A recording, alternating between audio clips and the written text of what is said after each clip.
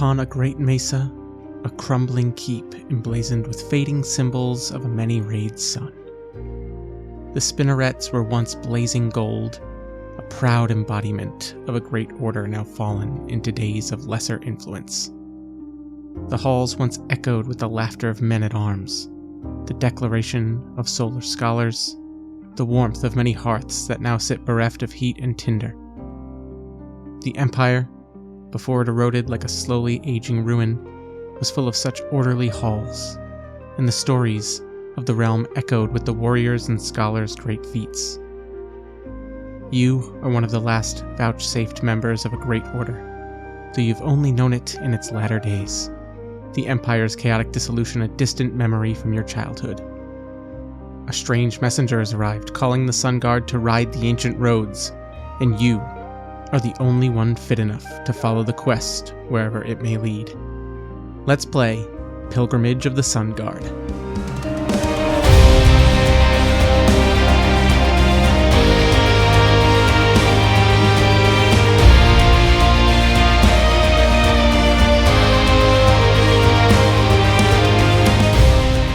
Hello everyone, and welcome back for another episode of the Rene Plays Games podcast. It is not Eat the Reich. We tried to schedule it, but the folks over at DMs After Dark that I want to play this game with are working on scheduling a This Discord Has Ghosts in It game, and we are setting up our Discord, which is slowly growing and becoming more of an interesting place to coordinate with people and work on games and talk about stuff, and it's been great, but we're a little busy at the moment, so I'm doing some more solo stuff, and this time I'm playing a one-player one-shot of a game that I've had for a while and really wanted to play, called Pilgrimage of the Sun Guard by Amanda P. It is a really cool solo game that is inspired by things like Thousand Year Old Vampire. I really like the vibes of it, and it just kind of felt like I found this game, I think, when I was reading A Canticle for Leibowitz, which is a sort of post-apocalyptic, but also kind of like clerical and religious, but, you know, sort of not, book that I really, really enjoyed, and I remember reading this around the same time and being like, ooh, I want to do this. And now I think it's time to just sit down and do that. Quick announcements real quick before we hop into the one-player one-shot. The rest of April is going to be next week. When you hear this, this is going to be the second to last Tuesday in April, so next week there will be a Mech City, at least one, being released, and a Designologue episode / maybe some mech playthrough to go along with that for the last week of the month. And then we're into May. Keeping announcements short and sweet this week, let's start playing some Pilgrimage of the Sun Guard. So this is a game about going on a quest and doing great deeds before the winter comes. It is about attempting to act virtuously despite temptations to violate your code, and about learning from mistakes and not sinking into despair. We are going to visit places, we're going to roll for certain prompts, and we're going to visit these places that are going to have certain challenges that we are going to need to spend our resources, which are kind of like our stats. We will gain resources at some prompts and locations, we will have to spend them to overcome challenges at others, and when we run out of all of our resources, time included as a resource, then we either end the game or we can forsake our code, which is kind of interesting. So let's just get right into it. We're going to start with character creation. So we're going to make the person who believes their code and their honor is their life. We get to choose one of 4 backgrounds, or we can create our own, but I'm going to choose one of these from the game itself. The 4 options are the apprentice, the romantic, the cloistered, and the veteran. And I'm going to do a little bit of a callback / promotion of an appearance I made on another podcast, which was Characters Without Stories with Star, where I made a character for Fabula Ultima that was basically like a cloistered academic. They were an orphaned child left at a monastic order known as the Virtue Mosaic, and of course their name is Mog, or Mog Modin if you want to go formal full name. That's when you know he's in trouble. And I'm going to play Mog, because I always make a Mog in just about any game, just to see what kind of little nerd I can make in a game. So we're going to go with the cloistered, whose code is to pursue knowledge and gain honor through sacrifice. We get to choose 2 traits from the background. We can choose from studious, righteous, ascetic, and tactful, and I'm going to go with studious and tactful, and our starting cherished item is a Tome of Knowledge. Next, we are going to roll 2d6, first roll of the game, to create our resource pool, which we will divide between our 3 stats that are not time, because we do not get to just add to time, but our other stats are might, which is strength and agility, guile, which is intelligence and social awareness, and honor, which is trustworthiness and reputation. So here goes with a 2d6 roll. Ooh, it's a bad roll. We're starting with some low resources. That was a 5 on 2d6. So let's go ahead and make Mog not so mighty, which is just 1 there. We'll put 2 in guile and 2 in honor. Then we start with 6 time units to start, and these are our resources for our quest. Next, there are some tables or some lists for sparks for character ideas. I'm just going to pick from these as opposed to rolling. Why did your character join the Sun Guard? I think if we're going based on the Mog that I made for Fabula Ultima on Star's podcast, there was really no choice. But for this, I will say comradeship and community. I think that's probably why Mog stayed and was so good in the Virtue Mosaic. And of course, we're now calling it the Sun Guard. So Mog in the Sun Guard in this version of Mog joined for comradeship and community. What do they look like? I'm imagining this Mog as a youngster. I kind of want it to play similar to that Fabula Ultima character where I am one of the few young members of this order of the Sun Guard. I think that it is an aging order, and that is why I'm being sent for this quest, because I'm one of the only young, hale, and hearty members that could probably do this. So we're going to say fresh as new snow. Love that. What is their greatest gift? Ooh, fun. I'm going to go with empathetic and insightful. Ooh, clever / quick of mind also feels really good there. Yeah, we're going to go with clever and quick of mind for their greatest gift. And then what do they wish for under the stars? Oh, this list is gold. I'm just going to read them all. To remember, to forget, to keep a great love, to regain something lost, to protect others or serve, or just to rest. I think Mog is going to wish to regain something lost in the world. Those are great character sparks. I love that. Normally, this next part would be, what is our character's name? If we wanted to let fate decide. There's actually a really cool way to do this, where you can roll a bunch of d6, and they kind of set it up like a matrix table. Really love that. But I'm just going to be playing Mog. So we got Mog. And then we have some descriptors. And we will let fate choose on this, because every Mog can be a little different. First, we're going to roll a d6 to select the row of names. We got a 6, so that is the 3rd row, and then roll a d6 to get the descriptor, which is a 5. Mog is mysterious. Mog the Mysterious sounds very fun. And now, we are good to go. Let us start at the departure.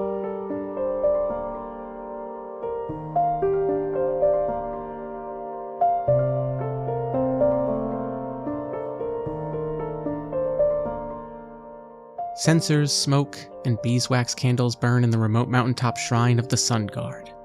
The sun hangs low, waiting to rise on the horizon. The sword Saint Azor's blade heavily presses on each of your shoulders as you kneel on the cold slate tiles. Placing the sword down, the sword saint declaims thus, voice echoing in the smoky hall. The messenger has come. The signs are here. It is time to reclaim the ancient right of the Sun Guard, to pilgrimage to our ancient shrine in the Frost Cliffs, to declare the deeds done in the light of the sun.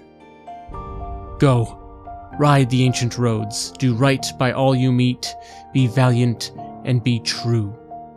Hold to the code. Anointing your forehead in oil, the Sword Saint declares in a singing tone the visions and signs for your vouchsafed quest.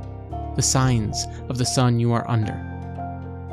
We are going to roll 2d8 and read the signs motifs. Ooh, d8s, let's go. A 3 and a 6. I see faith surging from a hardened stone. I see clashing and the shriek of metal. The visions of my quest are blurred and the sounds ring in my ears, and like a sun glare, it is hard to focus on any of the details, but I see these two things: faith surging from a hardened stone, clashing, and the shriek of metal. If I can use these prophecies motifs in a prompt's response, I can avoid marking a resource, basically getting away with one cheaper prompt resolution for a challenge. That's really cool. You can do this once per motif, so I can do this once for the faith from a stone and once from the clashing of metal. As we fade back and see Mog opening his eyes, the Sword Saint's words ring in his ears. Mog mounts his horse and departs, riding over the edge of all he's known down the rough mesa roads towards the great beyond. The prompt here says, how do you feel leaving everything behind and heading into the unknown? I think Mog is excited, but incredibly wary. If this is based on the Mog I made for Characters Without Stories, then he is curious to a fault. This Mog is quick-witted and quick of mind. He's clever. He is fresh-faced. He's young, so being able to test himself in ways that he's probably not been pushed to do in his time in the Sun Guard is probably very welcome to him. He's very excited to do that. But these places are all new. It is one thing to have read about the world and know things from books, and another to experience them and get practical first-hand experience. So we are going to officially start. It says crossing the desert.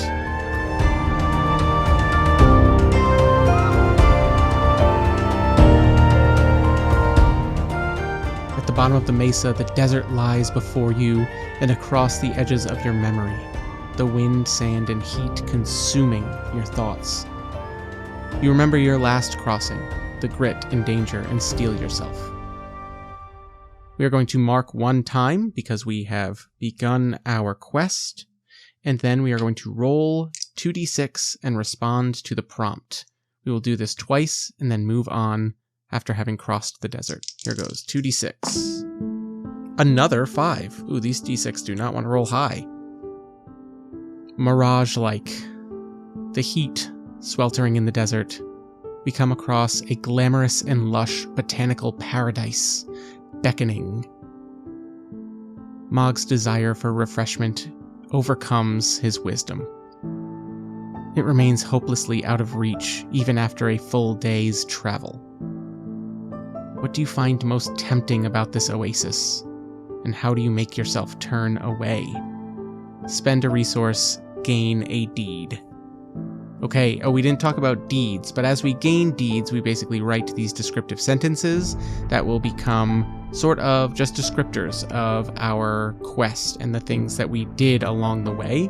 They are important for describing how we achieved or how we went about our quest, how we stuck to our code and honor. I think that I'm going to mark off one of my 2 guile, which is rough. But I think that it took Mog too long to realize what this actually was. And it took a lot of mental fortitude to turn away and take the chance at going the way he knows something lies down the road versus going towards what might never come to be. The most tempting thing about the oasis is not just the water, but for Mog, a chance to maybe interact with other people from outside. Oases would be very important meeting points on traveled roads, and I think that he craves an outsider perspective after all of his years in the Sun Guard. Also, maybe just to kind of spread the good word. Part of what we may be attempting to regain, that thing that is lost, might be about the reputation of the Sun Guard if it's been so long. Our deed is going to be unfazed by illusions. And we are going to roll 2d6 one more time to see what happens as we cross the desert. 10. Pitiful, angry roars from a cavern. Within, a lion is trapped in a great net, a trap for a lesser beast. The roars almost sound like a cry for help. What compels you to free this great beast? What injury do you endure if you try? Is the beast thankful? Oof, that's a tough one. Now, it says here, spend 1 resource, gain a deed. I don't think I can say I don't, and at the same time I don't think Mog would not help a lion, but oof, that's a tough one. We are going to mark off our only might here, so we do not have might as an option until we regain it as a resource, but I think that Mog, not only the might to summon up the bravery to approach a lion caught in a trap, but also the agility, that's part of might, to get in there and set it off or kind of use the mechanism, right? Mog is clever. He probably thought of a way to, from a little bit of a distance, maybe wedge something in there and pull it so that way he could keep a little bit of distance between himself and this lion that he lets out. And I think it does. I think it roars. I think it's maybe a little wounded or just exhausted. And when Mog frees it, there is a certain weariness to this lion who regards Mog as potentially a meal that it has not had in some time, but it also understands that Mog just helped, and Mog stands there and kind of holds eye contact, just waits. One more deafening roar that echoes through the cave, and Mog holds strong, and the lion turns and leaves. Would we say that's thankful? I don't know.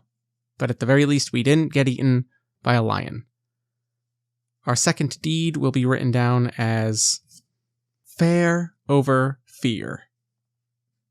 And with that, we have crossed the desert and move on to the next phase of our quest. Under the shadowy pines.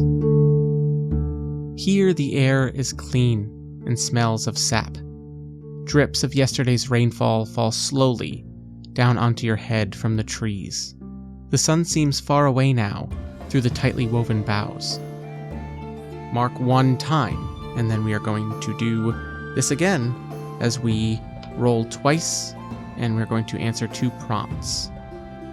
I love this idea of in the desert, at the foot of the mesa where the Sun Guard monastery is. The sun is all around us. It is rarely a day without sun. But here under the shadowy pines, maybe it feels a little further away. Here goes, 2d6. Ooh, that's a big roll, and 9. The midday sun gleams down on moss-covered statues. Handsome and beautiful figures gleam. Tall grass and lilies spring forth at their feet. Each looks surprised or sad. Which statue reminds you of the past, good or bad? Spend a resource. I'm actually not going to spend a resource because this is where I think I'm going to, and maybe it's early, maybe it's a little too early for this, but I do think that the vision of faith surging from a hardened stone probably plays here, in that I think Mog spends time cleaning these statues. Some of them are covered in lichens and mosses and have been slightly damaged by rain, getting into cracks and things like that. And Mog just spends time. The midday sun, straight down, he's enjoying the shade that these trees provide, but the light that comes through in rays that hit certain parts of these statues, he finds more and more detail that he appreciates. And on one of them, he puts his hand on what he assumes to be cold stone, but it is warm under the light of the sun. And not just that, this is a statue emblazoned, carved with the symbol of the Sun Guard on it, and it reinvigorates his resolve to see this quest through, and his honor, and his code. He marks down other symbols that he sees on these statues to hunt for knowledge, and he honors the sacrifice of those who've come and quested before him throughout the world. We are not going to spend that resource. We are going to save it because we are down to just 2 honor and 1 guile. So here we go, rolling a second time. A 7. I think statistically the most likely result. On 2d6, we get heat and smoke. Further along the quest, under the shadows of the pines, suddenly everything around Mog is burning. The pine needles and bark popping aggressively in the blaze. Do you lose your cherished belonging in the rush? How do you escape? Spend a resource. Gain a deed. Oh, do I lose my Tome of Knowledge?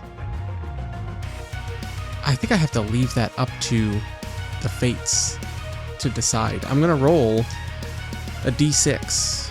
I'm going to just say 4, 5, 6, I don't. 1, 2, 3, I do. That is a 3.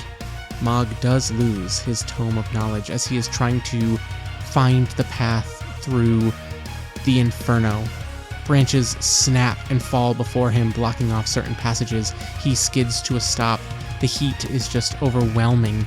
It is burning him from a distance, and he is slowly backing away, looking for a way out of the fire that is spreading through these pines, and he rushes, and when he does, he slips, and his tome falls out of his bag.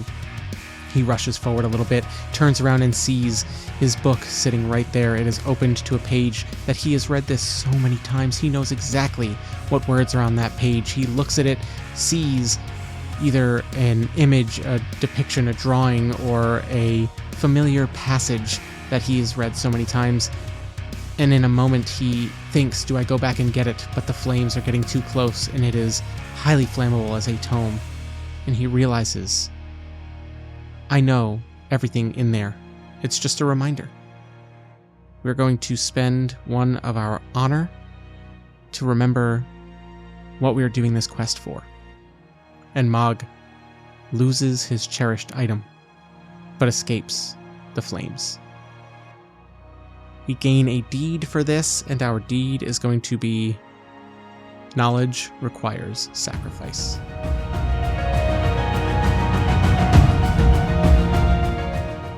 And we move on to the river valley. Rushing water over stones and through the reeds, creeks join great rivers flowing down from the frost cliffs beyond. Blooms surround you in the great river valley. Mark 1 time, we are down to 3 time remaining, and we're going to roll 2d6 and respond to 2 prompts. Here goes. Mighty trumpets, colorful pavilions, a tournament of noble knights from all orders and corners. The Sun Guard has no representative here to defend its honor in the lists. Do you deign to prove your mettle? Of course we do. Spend 1 resource. Roll a d6. If you roll a 1 to 3, you are unhorsed. If you roll a 4 to 6, you do decently. We get a 3. Mog is a young man in an order of older members of the Sun Guard, and he's confident in his physical abilities, but against knights and others from around the realms, he poses no real threat here. He does go down and nurses a bruise and just soreness from pushing himself in ways he never really has as a cloistered academic more than anything, but the opportunity to represent the Sun Guard meant a lot to Mog, win or lose. I don't think he had any delusions of really placing highly in this tournament, but I think that the gratification was just simply that of representing an order not forgotten, but having faded a little bit. And again, one of our goals here is to regain something lost, which very well might just be the reputation of the Sun Guard. So we gain a deed, but we must spend a resource, and we only have Guile and Honor left, and it obviously has to be Honor here, right? It has to be. So we spend one of our Honor resources to represent the Sun Guard in this tournament and continue our quest, having reminded others from other realms of this world that the Sun Guard still sits up there on top of that mesa, and we have not gone anywhere. In fact, I think that's going to be the deed, which is going to be Reminder of the Sun Guard. Alright, let's see what's next. A 5. Acrobats and colorful performers have set up a theater. The play is a farce, critical of the local nobility. Some guardsmen approach, grim eyes and sharp blades ready. How do you help the performers escape? How does someone get hurt through you helping? Spend a resource, gain a deed. Well, the only resource we have to spend is Guile, but that makes all the sense in the world. I think Mog... Oh, he does that classic movie thing where he stands before the guards as a cloistered scholar and just says something along the lines of like, "My friends, you must understand that this sort of theatrical performance, while it may seem like it is criticizing the local nobility, your lord and liege and all of that, what they're truly doing here is just showing people the trouble that these things can create." And he just starts talking circles around these guards, or attempting to, in a way that I think it works, because in a way Mog definitely stands for something like a free speech in this world, which is probably rare, but again, being a cloistered scholar, it's important to look at things from multiple angles and get to the truth of matters, the heart of matters, and not just take the word of an arbitrary lord or something like that. And I think that buys plenty of time for the performers to get away, but how does someone get hurt through you helping is, I think, that this theater troupe is no longer welcome in these lands, and that's going to hurt them in their yearly travels through this part of the realm. But my deed is going to be Distracting Orator, something he learned to do very well at the Monastery of the Sun Guard, listening to his many elders preach about what was important. He just channeled some of that. And now we are out of resources, which is crazy, going into the next section, which is Ascending the Frost Cliffs. We're going to have to check the rules in a second if I don't roll a prompt that allows me to regain a resource. But here goes. The late autumnal winds shriek through your bones as you begin your climb, with foreboding clouds threatening snow to cover the trail in the coming hours. Mark 1 time down to 2. Roll 2d6 and respond to the prompts. Here goes. 2 6s for a 12. A stream flows strong and sure despite the bitter cold landscape that surrounds it. As you fill your water skin, your memory turns to your last joyful meal before departure, which feels like ages ago now. What brings you comfort from this warm memory? Regain 1 resource. Lovely. I think that, oddly enough, I'm going to regain 1 might here from this. It is going to be invigorating, this cold mountain stream water. And what brings comfort from this warm memory is that here, ascending the frost cliffs, it may be cold, it may be cloudy, but above those clouds, high enough in elevation, forever there in the sky, to warm one's bones and bring light is the sun. And it is a reminder of the quest, the reason I was sent here. It is the faces of my brothers and sisters in the Sun Guard. It is dedication and determination. And that reinvigoration just fills Mog with the readiness to go. And we're going to roll our second one here. Oh my gosh, I rolled 2 6s again. Now it says to re-roll, so we'll re-roll that. And then I get 2 1s. Oh my goodness. Okay, so a 12 and a 2 as we ascend the frost cliffs. Harsh, shrieking voices descend aggressively from on high, the guise of person and bird cruelly merged by spirits. Do you flee their mocking song? Spend 1 resource, gain a deed. Oof, well I can't use my clanging of metal here, shrieks of metal. I could maybe, but I think I'm going to save it, and we're going to spend the might that we just regained. Now Mog is not a fighter, but he is not fully untrained, and he may have learned a thing or two in that tournament, that as these harpy-like creatures, these twisted spirits, descend and dive bomb Mog on these narrow passages along these cliffs of the frost cliffs, I think that Mog stands true, and he swings whatever weapon he may have on his person, a staff or something like that, and he stands resolute and as if it were a sign, a ray of sun pierces through the clouds and it doesn't land directly on Mog, but it lights further up the way, and as he buys himself a little bit of time and these harpies or these winged beasts swoop around to reposition and ready another dive, I think that Mog and his horse just full sprint. He pushes this beast to its limit in treacherous footing here on these cliffs, but takes a chance. And that is why we spent our might resource, and our 6th deed already, wow, that's a lot of deeds, is going to be Defender of the Pass in the Frost Cliffs.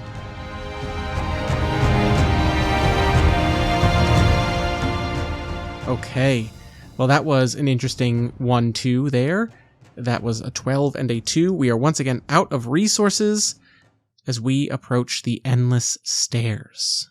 Up and up, carved into the mountain face, thousands and thousands of stairs going around the mountain to the long abandoned hollow halls of the Sun Guard. At the bottom of the steps, a warrior's encampment of the cruel, dread arbiters of will, a militant order of grim renown. Mark 1 time, down to none. Roll 1d6 to find your way to the steps and move through this perilous danger. Now, technically, I just marked my last resource gone, so let me check the rules. Pause for rule checking. Yes, it says when you run out of resources, I have to roll a d6. In medieval romance stories, people are torn between their nature and their duty. I'm going to break my code as I see this militant order of the dread arbiters of will. Let's see what that looks like, how I forsake my code. Oh, that's a very good one. A 5. Acting in anger, you make an enemy. Who is your enemy? Do you make peace or resolve the conflict? I think that Mog stands up for what he believes as a member of the Sun Guard, as a scholar, and how the truth is not anyone's will to be imposed arbitrarily. He makes a statement against the entirety of this camp of the dread arbiters of will. And I think that he does go in peace. I think that he does not fight. He would be vastly outnumbered here, and kind of just says something along the lines of, I would hope that when any of you are ready to have a discussion where the truth might be more important or interesting to you than what you've been told, I'm here. Until then, I must go. I have a quest to complete. And it definitely paints the Sun Guard in a negative light to these members of this other order, and we get to roll 1d6 and recover that many resources. Only 3, so it's going to be a tight one down the line. Let's go ahead and restore 1 of each of our might, guile, and honor. And I was just thinking, this could have been a really good opportunity to use one of the other visions that the Sword Saint gave me of the clashing metal, as if to kind of give that drawing of steel in that tense moment against the Dread Arbiters, but I don't think I can use it to prevent time from being marked, just a resource from being spent. So it works out. I was going to need them anyway, because now, in the Endless Stairs, we only roll 1d6 to find our way up the steps and through the perilous danger. Respond to the 1 prompt on the 1d6. Here goes. That is a 3. Sneaking along the shadows, your steps are dogged by a strange creature that dwells at the corners of your vision. An opportunistic phantasm? A hallucination? It whispers doubts into your left ear. How do you ward your spirit? Spend a resource, gain a deed. Ascending the endless stairs, always just out of view. Peering in on the peripherals and then leaning in and whispering in my left ear, Mog is constantly tested with every step up the thousands and thousands of stairs.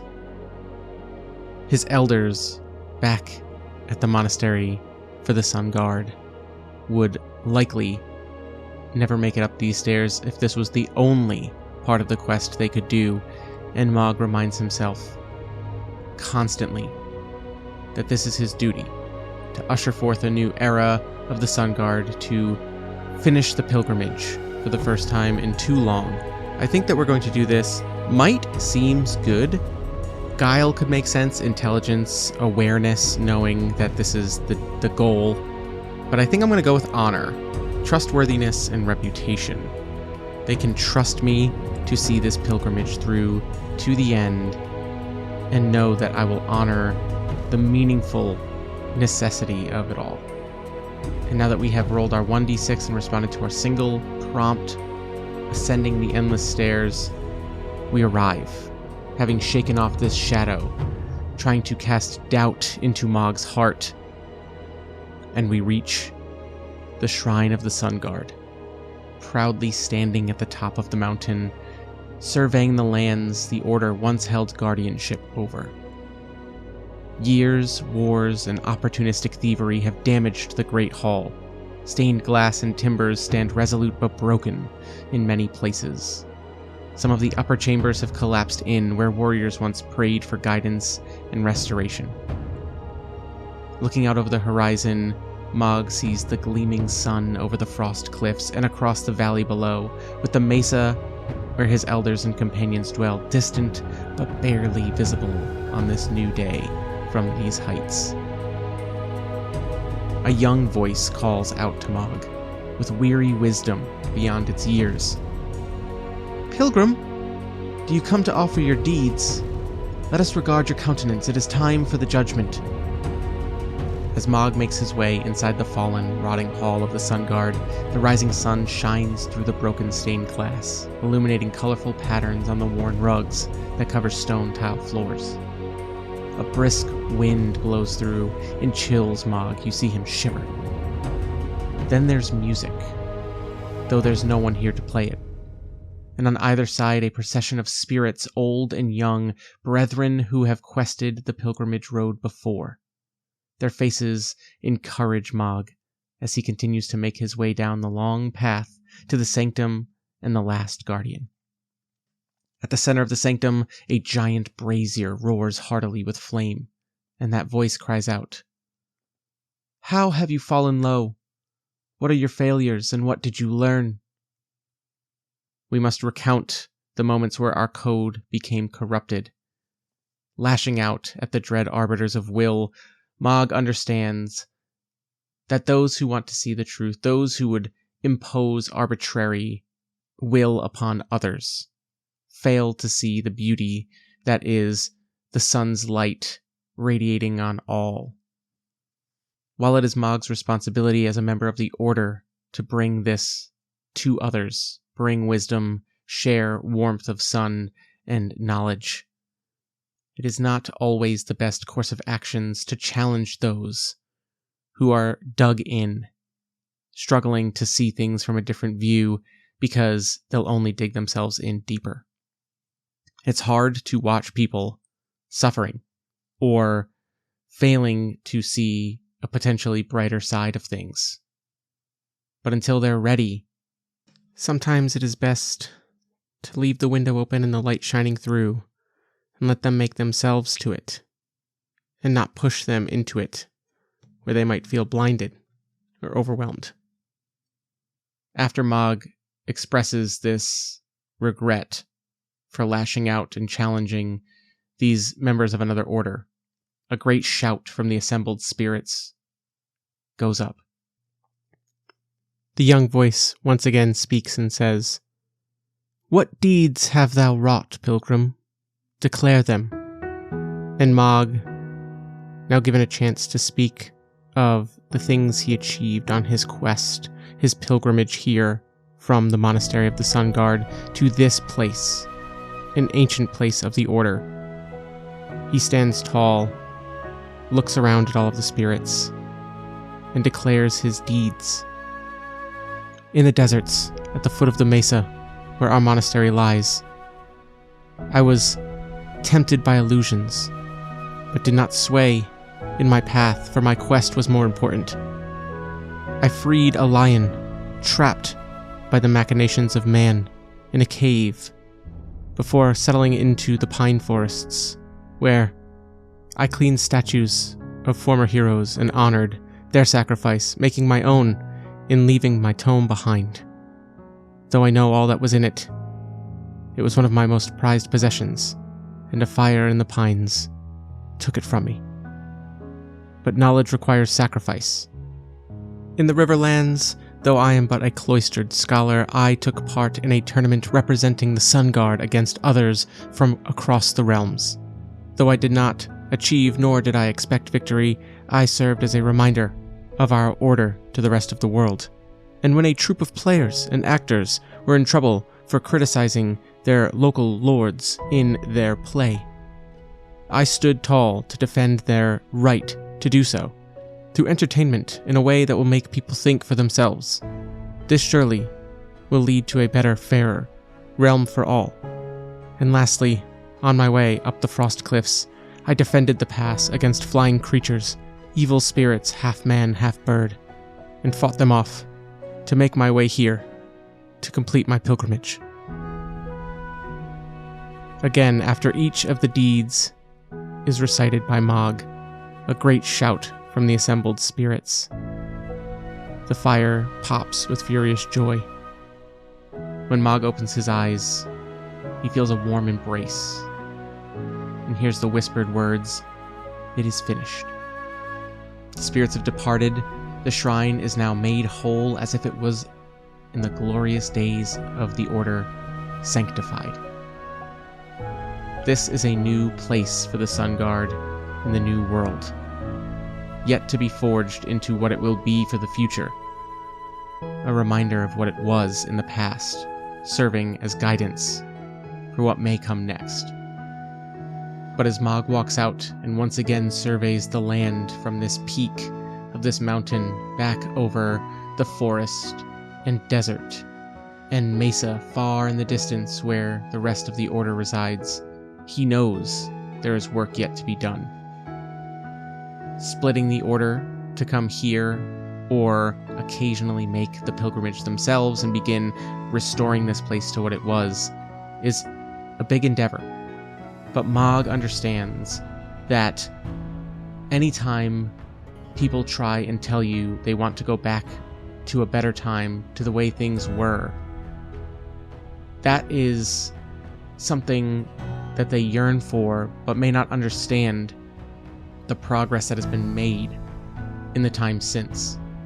And as a young member of the Order who has taken this pilgrimage for the first time in a long time, the world that was expected to be encountered by Mog, what was taught at the monastery, at the old Order of the Sun Guard back at the Mesa, it's not always what matches up when you go out and experience it for yourself.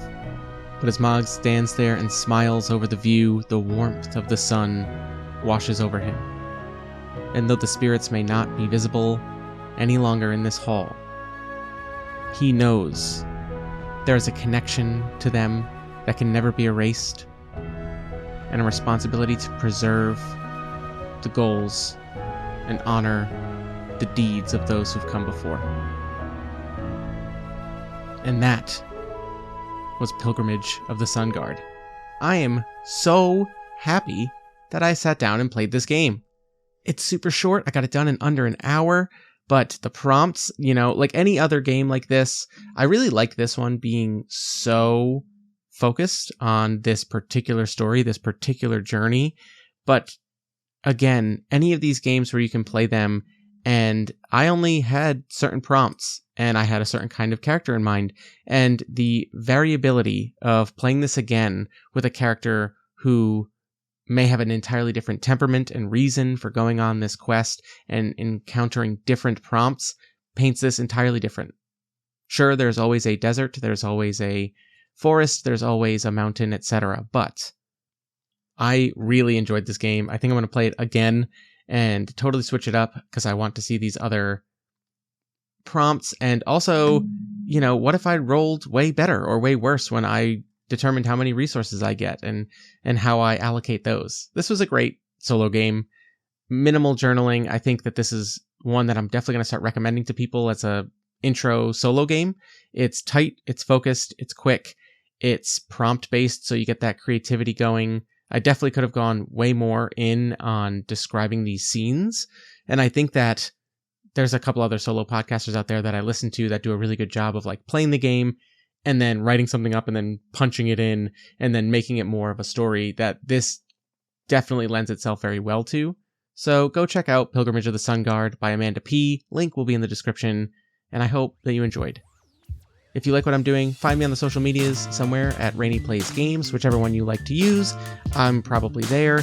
I am not as active as I'd like. It's mostly just post reminders of new episodes, but that's the life of a mid-30s dad and full-time worker. So if you want, you can email me directly at reneplaysgamespod@gmail.com, and I will get back to you quicker because that's exciting, and I love hearing from people about what they're playing or what they like about what they're hearing on this channel, if they have suggestions for other things to do. If you'd like to be on an episode of Perspective Checks, I got quite the backlog. I'm debating even doubling up for the next few months just to maybe keep more content coming. If you feel super generous, you can leave a rating and review on your podcatcher of choice. If you want, I do have a Ko-fi page, which will be linked, and you can throw a one-time or recurring donations just to help cover the cost of podcast hosting. If you feel obscenely generous, no pressure if not. It's just, I never want to put anything that I make behind a paywall, so the various things that I use, I have to spend a few $100 every year just to make this podcast, and that's totally fine with me. Anyway, thank you for listening. And until next time, no more delaying. Book that trip. Go somewhere. Take a long walk and just take it in. And then put that phone away. Don't take a picture. Just enjoy the view.